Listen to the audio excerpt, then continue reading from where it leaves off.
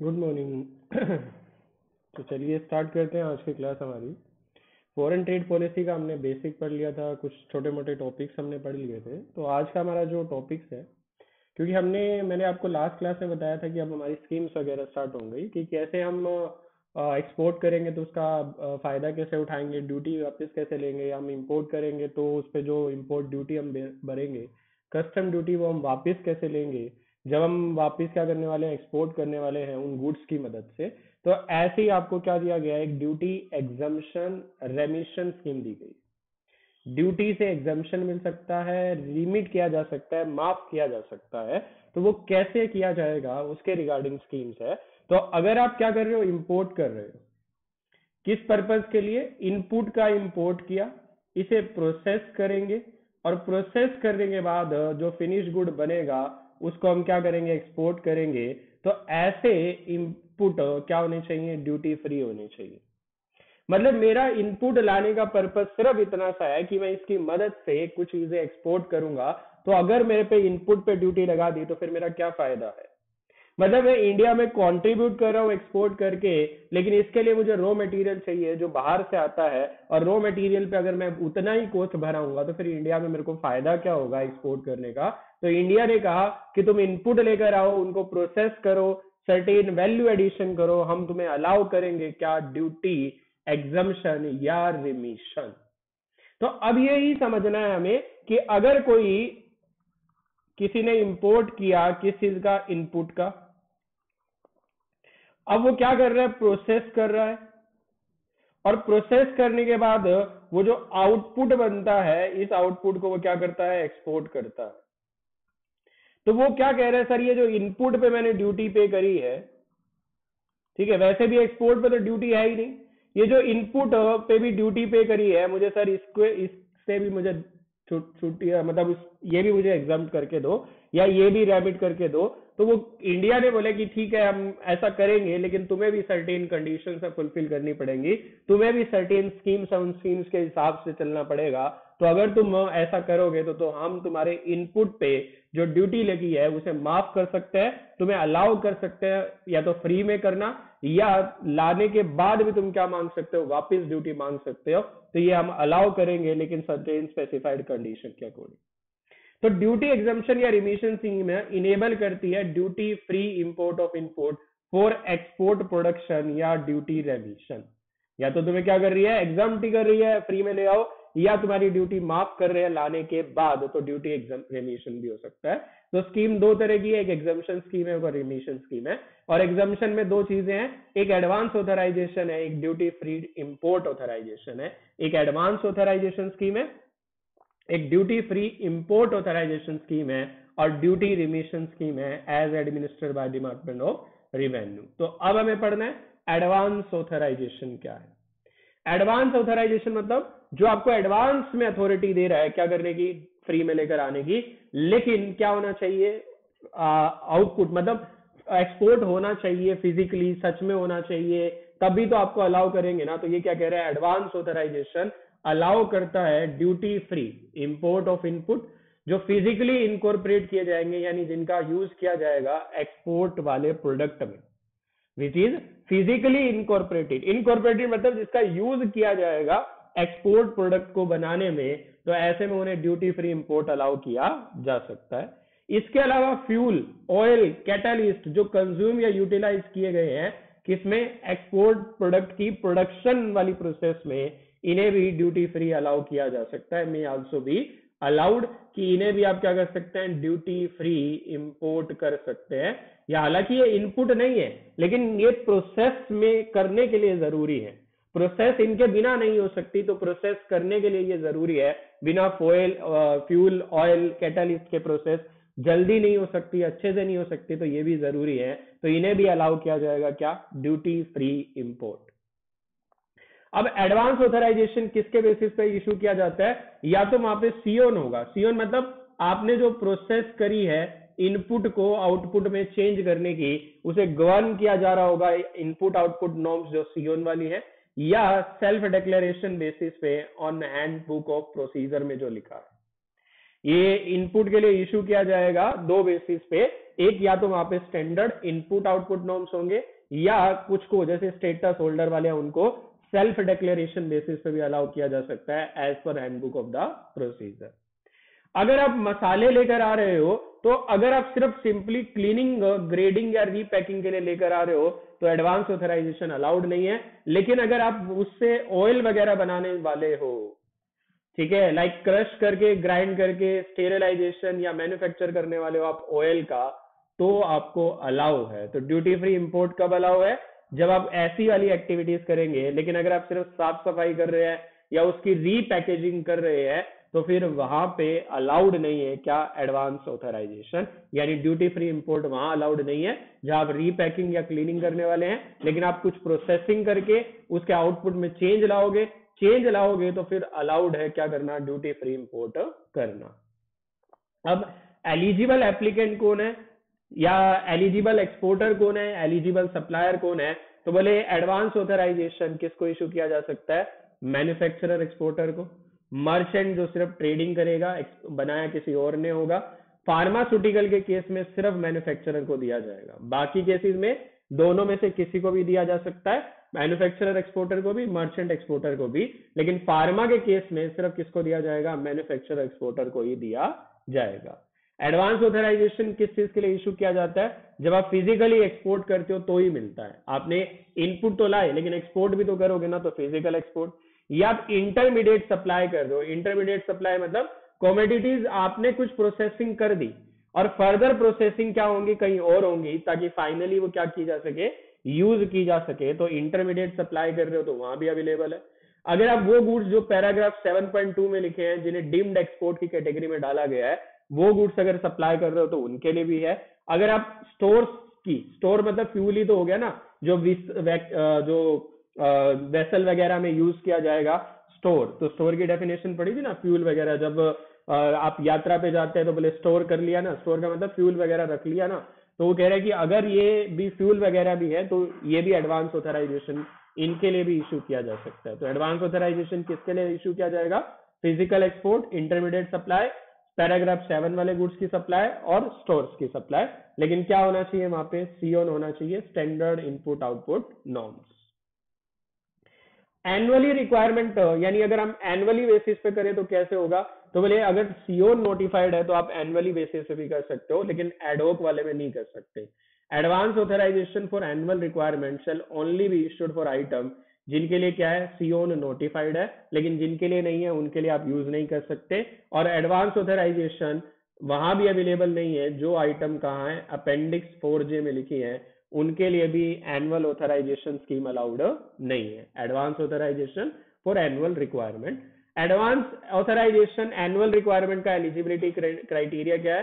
बोले past experience होना चाहिए एक्सपोर्ट का, तभी तो, मतलब एनुअल बेसिस पे आपको तभी देंगे ना। आप कह रहे हो जी मुझे तो साल भर के, एक के एक्सपोर्ट या इंपोर्ट के बेसिस पे नहीं, साल भर के लिए दे दो। तो बोले साल भर के लिए तुम्हें पिछला अपना रिकॉर्ड दिखाना पड़ेगा। तो बोले एक्सपोर्ट होना चाहिए पिछले 2 सालों में तुम्हारा। और एंटाइटलमेंट तुम्हारी कितनी है?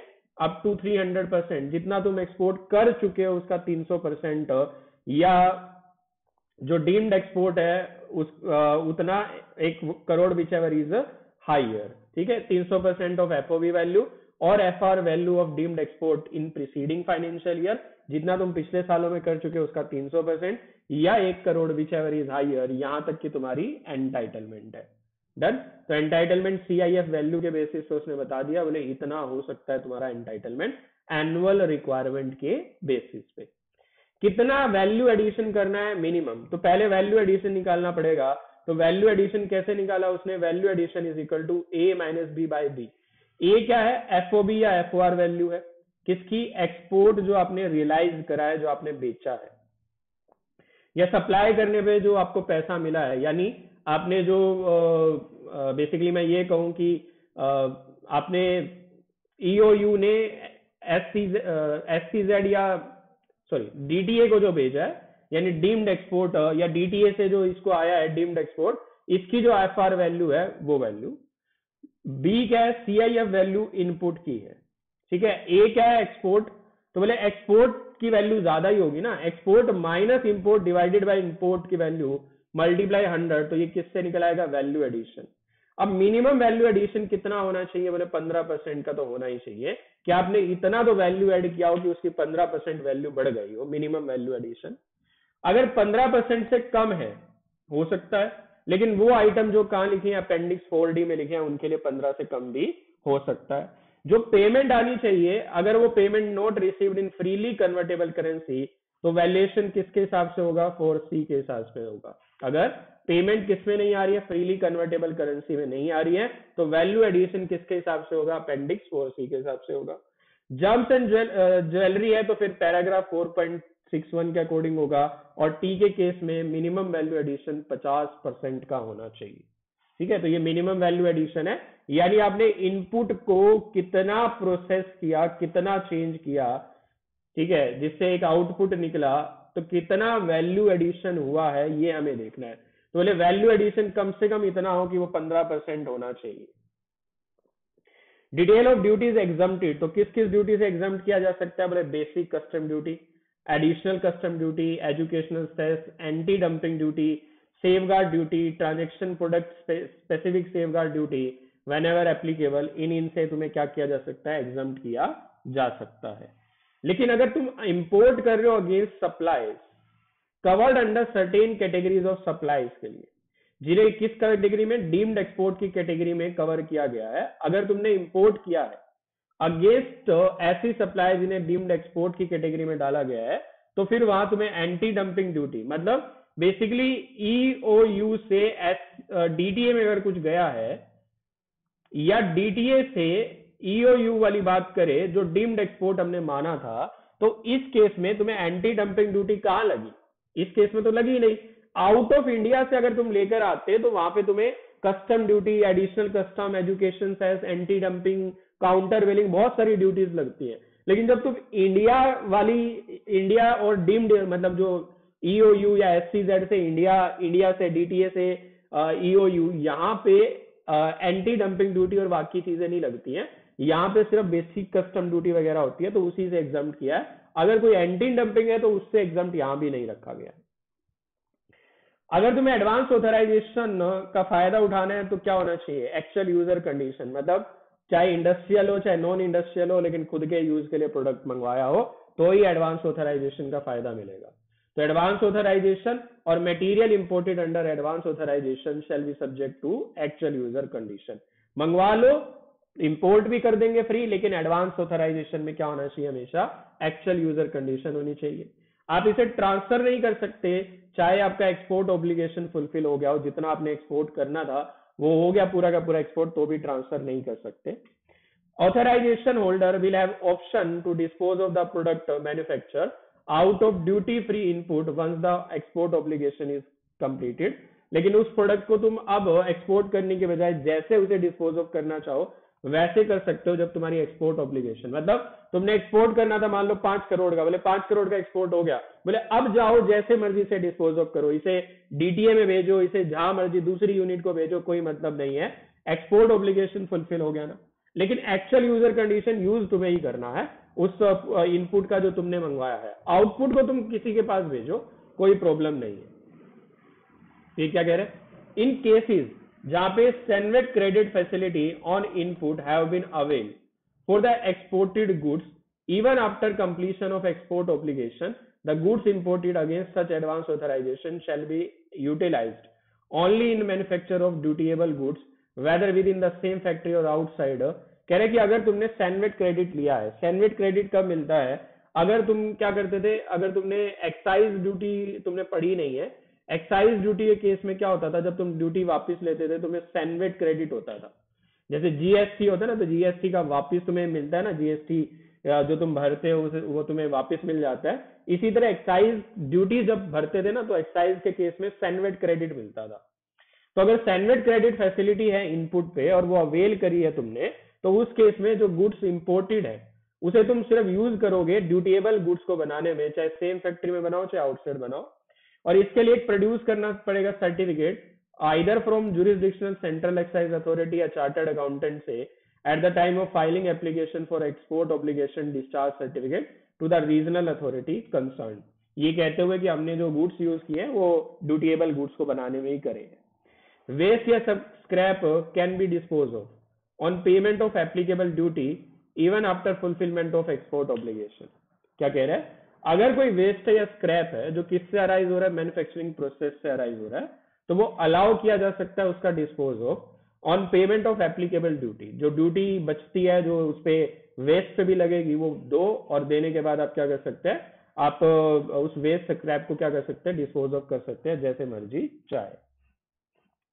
Free of cost supply by the foreign buyer, अगर फॉरेन बायर ने तुम्हें फ्री ऑफ कॉस्ट कुछ गुड सप्लाई करे हैं, ठीक है, तो उनपे तुमने क्या बचा ली, ड्यूटी बचा ली, खुद से ड्यूटी बचा ली, तो इस ड्यूटी को ऐड कर दिया जाएगा, ठीक है, किसमें, CIF वैल्यू में।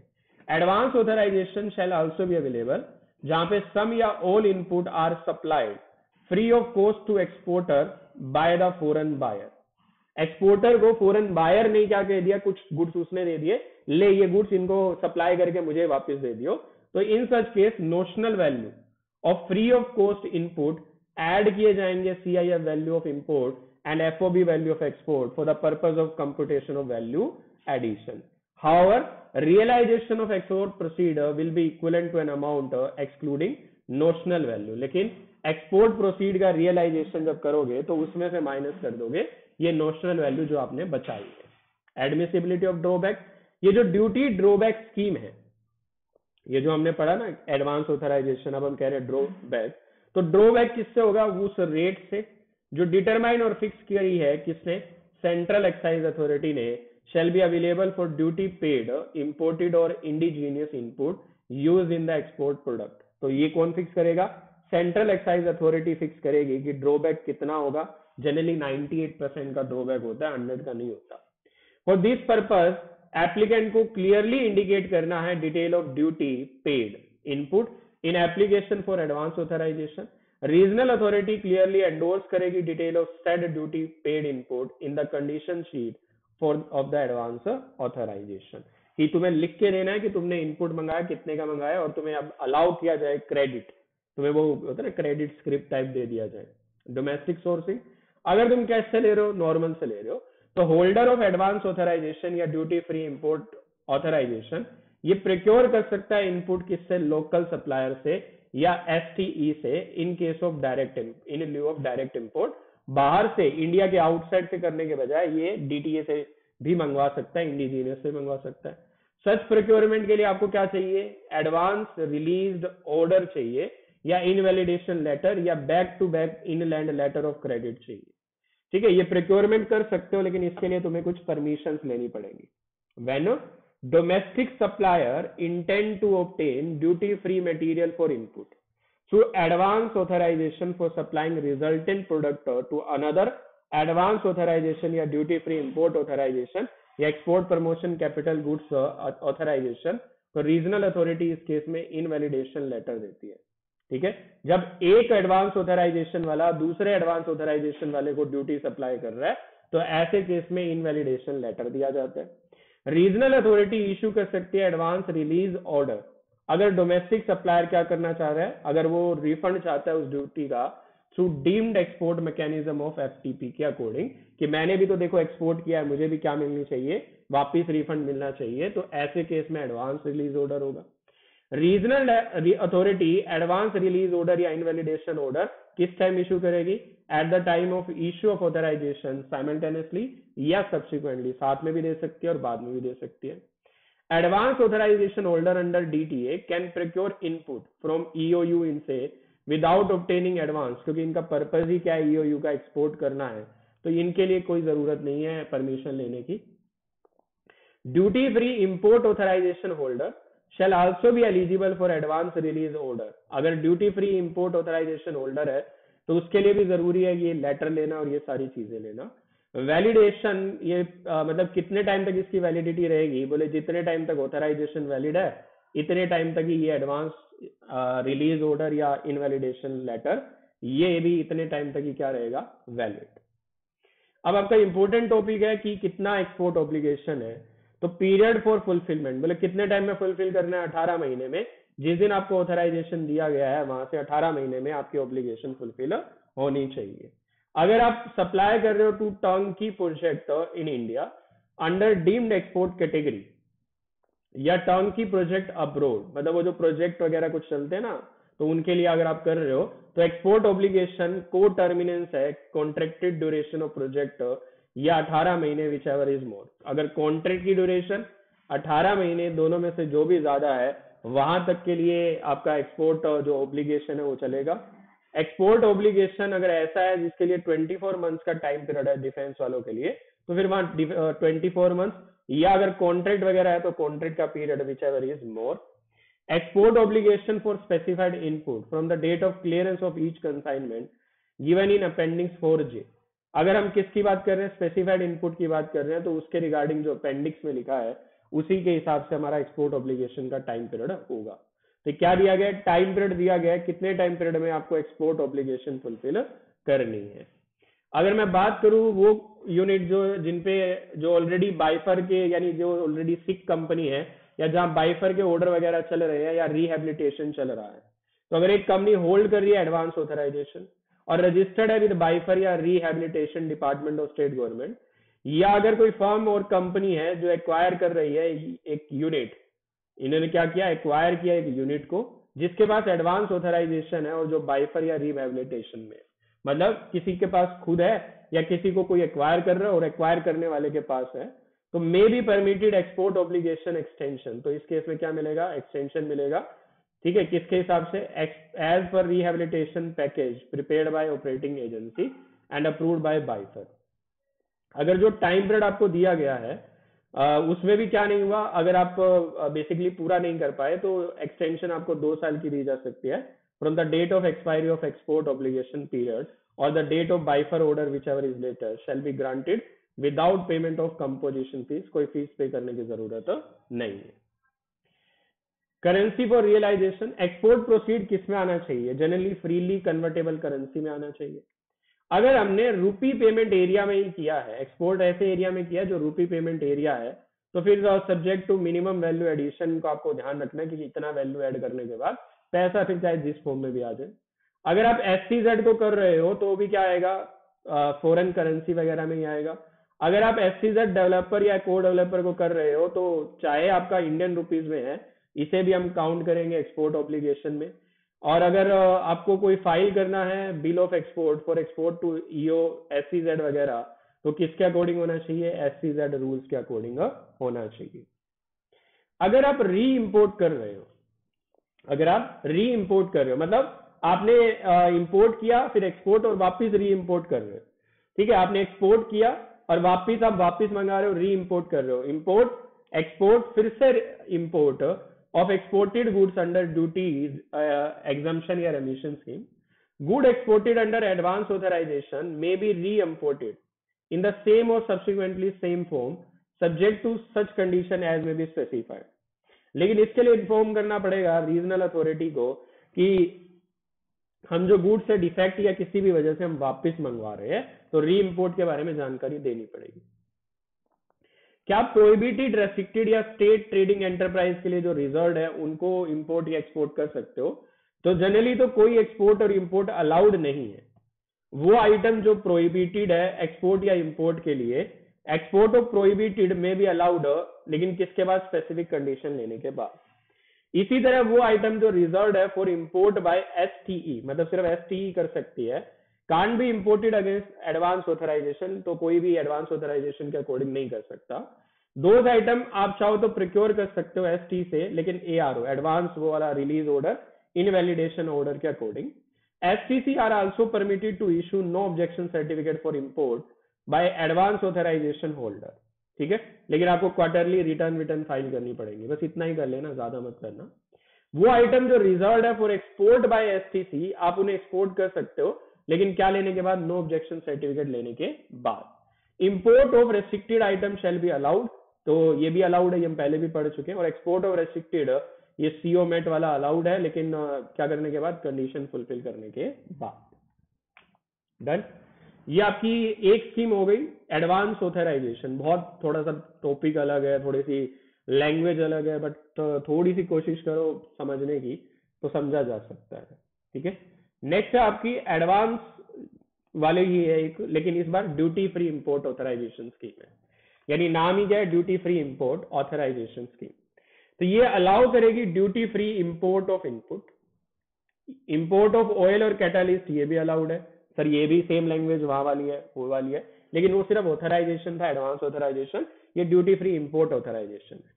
Provision of accounting input, importability, exportability that are prohibited, restricted, जो आपने एडवांस ऑथराइजेशन में पढ़ी थी वही सेम एप्लीकेबल है DFIA पे। मतलब जो आपने एग्जाम्पशन रिमिशन स्कीम यानी एडवांस ऑथराइजेशन में पढ़ी थी, सेम अलाउड है DIFA में, सारी चीजें लगभग वैसी रहेंगी जो आप वहां पढ़कर आए हो। अब एलिजिबिलिटी करें, ड्यूटी फ्री इंपोर्ट ऑथराइजेशन किसको इशू, किस बेसिस पे इशू किया जाता है, पोस्ट एक्सपोर्ट बेसिस पे। मतलब एक्सपोर्ट करने के बाद स्टैंडर्ड इनपुट आउटपुट नॉर्म्स में के अकॉर्डिंग एक्सपोर्ट करने के बाद आप क्या ले सकते हैं, ड्यूटी फ्री इंपोर्ट ऑथराइजेशन के लिए अप्लाई कर सकते हैं। आपको मेंशन करना पड़ेगा नेम और address of sporting manufacture of export product, अगर मर्चेंट एक्सपोर्टर आप हो तो ये आपको मेंशन करना पड़ेगा। एप्लीकेशन फाइल करनी पड़ेगी एक्सपोर्ट करने से पहले, और एक्सपोर्ट 12 महीने में हो जाना चाहिए जिस दिन आपका फाइल नंबर वगैरह जनरेट हुआ है। Date of filing of application and generation of file number, वहां से 12 महीने के अंदर अंदर एक्सपोर्ट हो जाना चाहिए।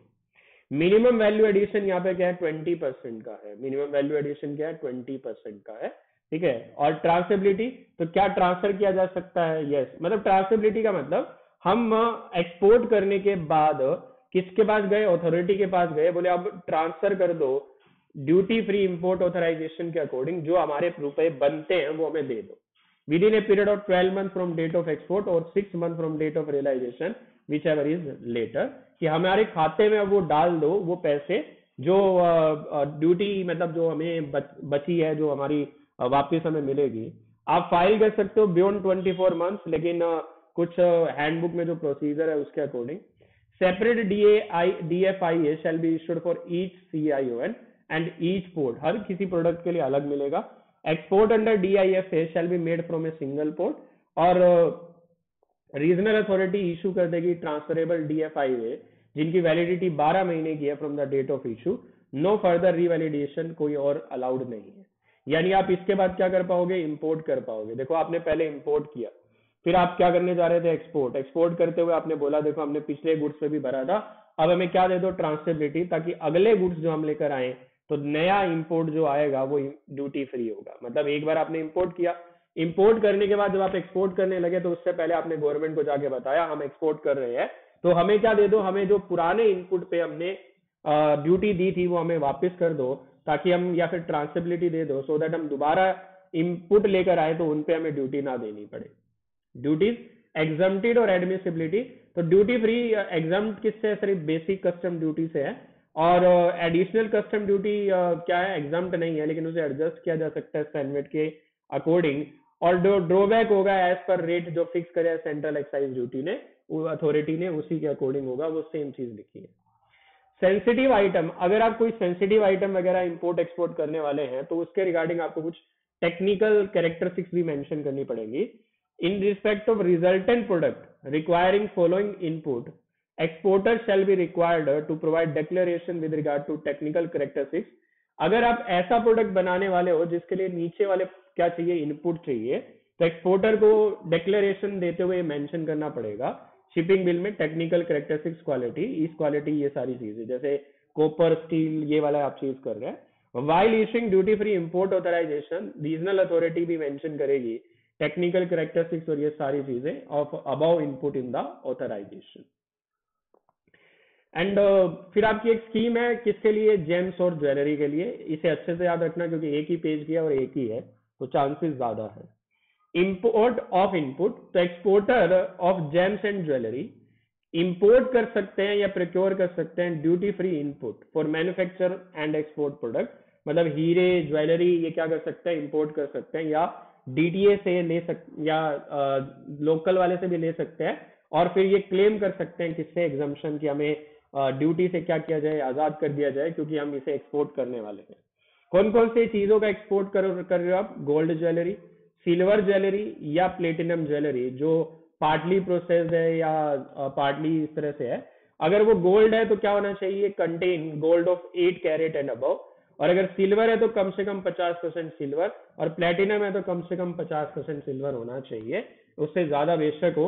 तो अगर आप इन चीजों का एक्सपोर्ट कर रहे हो तो आप एलिजिबल हो। अब कौन कौन सी स्कीम है?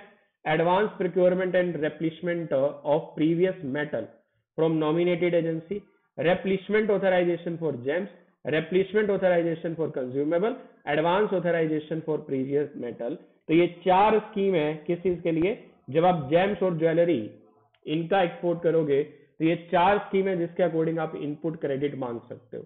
वैल्यू एडिशन, वही वैल्यू एडिशन होना चाहिए, वैसे ही सेम कैलकुलेशन है, कुछ नहीं दिया है। जहां पे गोल्ड आपने ऑब्टेन किया लोन बेसिस पे, तो जो वैल्यू है वो इंक्लूड करेगी इंटरेस्ट की पेमेंट भी। DFIA not applicable, duty free import authorisation scheme यहाँ पे एप्लीकेबल नहीं है। क्यों? क्योंकि जिसके लिए अलग से स्कीम दी गई है उसके लिए फिर DFIA का क्या यूज है? तो DFIA तो वहां लगेगी ना जहाँ पे कोई और स्कीम एप्लीकेबल ना हो। जब कोई और स्कीम एप्लीकेबल हो तो DIFA क्यों लगाएंगे? डन। तो ये आपका स्कीम्स हो गई कुछ, बची हुई स्कीम्स हम अगले चैप्टर में, अगले क्लास में करते हैं। तो ये थोड़ा सा कर लेना, थोड़ी सी लैंग्वेज इस तरह की है, लेकिन 8 नंबर का चैप्टर है तो थोड़ा सा कोशिश करो याद करने की, हो जाएगा। डन। आज के लिए इतना ही, बाय बाय, टेक केयर।